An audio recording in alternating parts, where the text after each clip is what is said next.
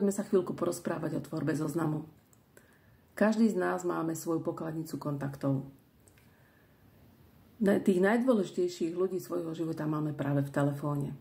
Všetci títo ľudia riešia veľmi podobné alebo rovnaké problémy, ako riešiš ty alebo ako riešim ja.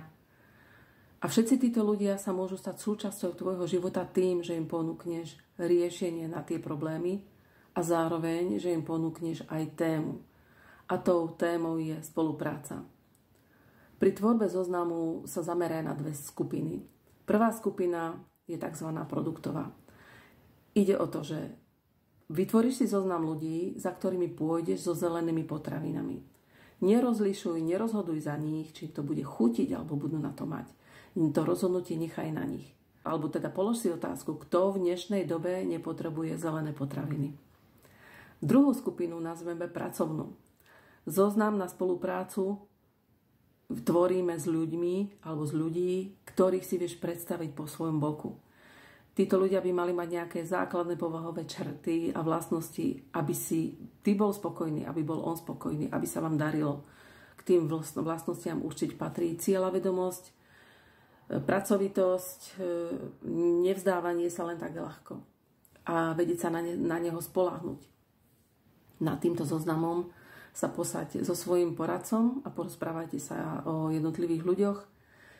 On už má také skúsenosti, že ti povie, že za týmto človekom pôjdeme, za týmto pôjdeme hneď, alebo za týmto pôjdeme oveľa neskôr. Práca v multilevel marketingu nie je o nábore, ale je to o konkurze. A ty si vyberáš do svojej firmy ľudí, s ktorými budeš pracovať veľa rokov.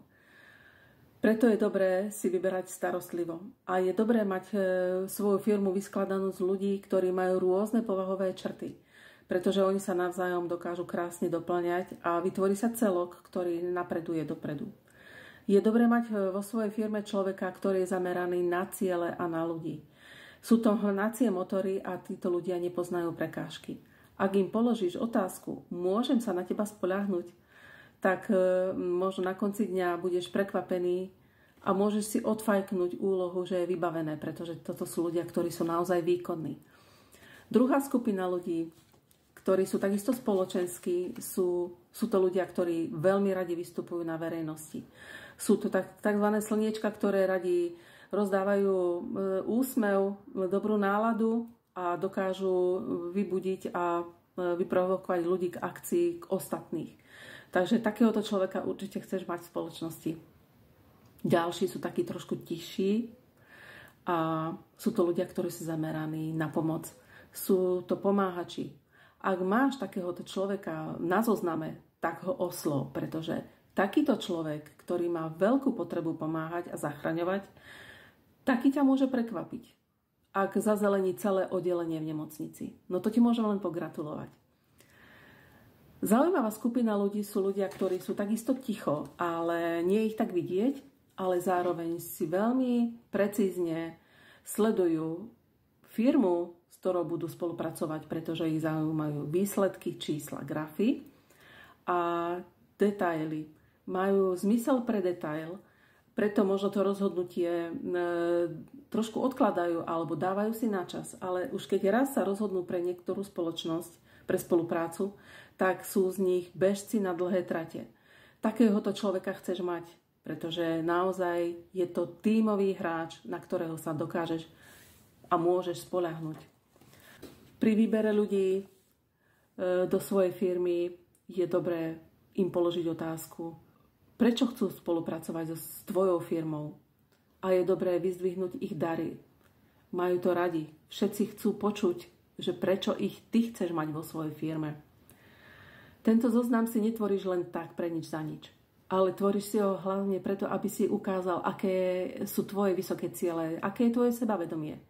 Keď si tvoríš zoznam produktový, tak ukazuješ silu, za kým všetkým si odhodlaný ísť so zelenými potravinami. A keď si tvoríš zoznam projektový, tak ukazuješ svoje sebavedomie a snahu, ako veľmi chceš dosiahnuť svoje sny a ciele. Zoznam je ako živý organizmus. Ten zoznam neustále doplňaš o nových ľudí. Zrazu ti prichádzajú na myseľ ľudia, ktorých si už veľa rokov nevidel. a zrazu ich stretneš. Vec, že každému, komu ponúkneš spoluprácu, nemusí povedať áno hneď na prvý krát. A dnešné nie neznamená zajtrajšie nie. Len si daj čas. A ešte ti dám jednu radu na záver. Koncentruj sa na ľudí zo svojho regiónu. Má to veľa dôvodov a všetky sú dobré. Za prvé je to ekonomické, je to praktické, je to efektívne. Ale ak stretneš človeka, ktorý je veľmi šikovný, ale je z diaľky, prosím ťa, nevyčiarkni ho zo zoznamu. Za takýmto človekom sa oplatí cestovať aj nakoniec republiky.